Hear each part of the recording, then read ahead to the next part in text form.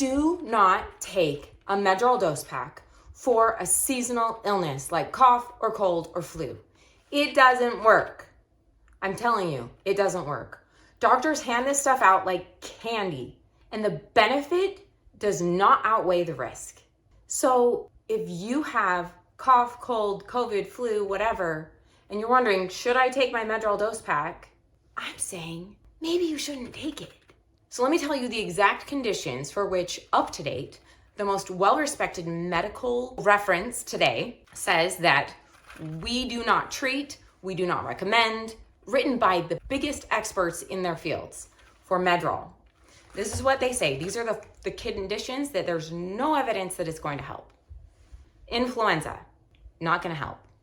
Community-acquired pneumonia, bronchitis, cough, COVID, sinusitis, like sinus infection, otitis media, an ear infection, strep throat, a throat infection.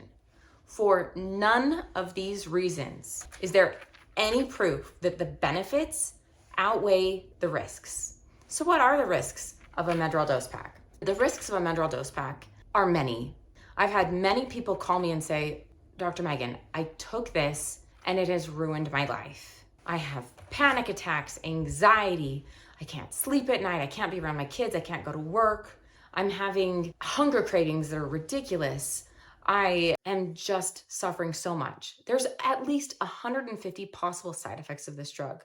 Within 30 days of treatment, there's an increased risk for fractures and for sepsis, like a full body infection, from taking a steroid like Medrol. And so for all of these reasons, you should not be taking a Medrol dose pack for COVID, flu, pneumonia, none of those things. Will it help you? Medrol dose pack is oral. It's for people who are going home. There might be people who have severe pneumonia and are hospitalized, and they're probably not able to swallow because they're probably intubated. Maybe for those people with pneumonia, maybe it would help. But really, the only people that truly may benefit, where the benefits of treatment will outweigh the risks, are people who have asthma and COPD. And the treatment guideline specifically says the use of glucocorticoids is for the treatment of the acute exacerbation of COPD or asthma and not for the pneumonia. Like, you're treating the chronic condition with this, not an acute condition.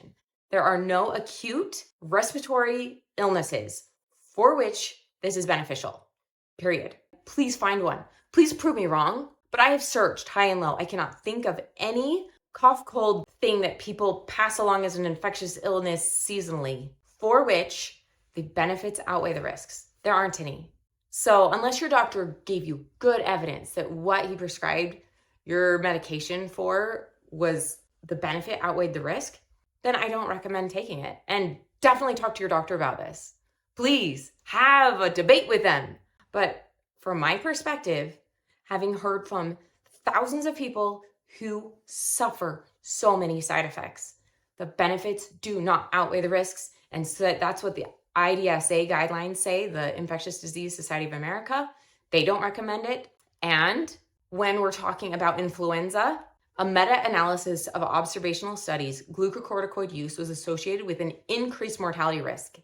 So if you have the flu and you take this, you are almost 4 times more likely to die, according to this. The odds ratio of 3.9 with a confidence interval of 2.3 to 6.6.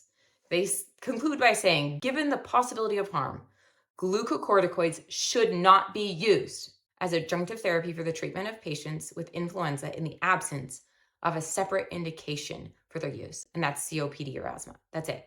The guidelines by the Infectious Disease Society of America says clinicians should not administer this for the treatment of adults or children with suspected or confirmed seasonal influenza, influenza-associated pneumonia, respiratory, or ARDS, acute respiratory distress syndrome, unless clinically indicated for other reasons, asthma or COPD.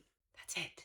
This is not a treatment an insecure doctor should ever be giving for any urgent care respiratory issue. The end. Like, unless it's COPD or asthma. All of those infectious diseases should not be treated with a Medrol dose pack or prednisone or any other steroid, period. So I really would love it if somebody could prove me wrong, but I can't find anything to show that the benefit of treatment, of having this in your body, is greater than the risk of the 150 or more possible side effects. Please prove me wrong, please. If you want to learn more, you can visit me at prednisonepharmacist.com. Signing off as Dr. Megan, your prednisone pharmacist.